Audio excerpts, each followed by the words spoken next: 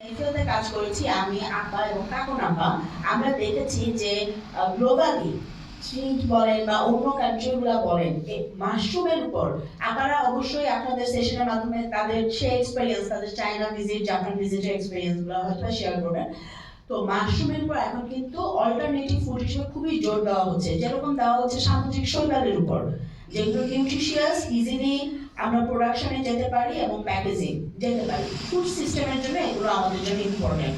আমাদের দেশের মানুষ আমরা অনেক কিছু কিন্তু আগে খেতাম না। স্ট্রবেরি খেতাম না, চেরি খেতাম না, তারপর হচ্ছে বাটার মাশরুম পিজার উপর এখন আমরা দেখি এগুলো আমরা খেতাম না, কিন্তু আমরা খাচ্ছি। মানুষের ফুড হ্যাবিট কিন্তু আস্তে আস্তে চেঞ্জ হয়। তো আমরা যেহেতু ফুড নিয়ে কাজ করি, আমরা যেহেতু মানুষের সাথে কাজ করি, আমরা এই মাশরুম ফুড সিস্টেমটাও জানবো এবং আমাদের এক্সপেরিয়েন্সে কোথাও যদি নলেজ শেয়ারিং এর জায়গা থাকে আমরা সেখানে শেয়ার করবো। এটাই আমাদের চাওয়া। Thank you all.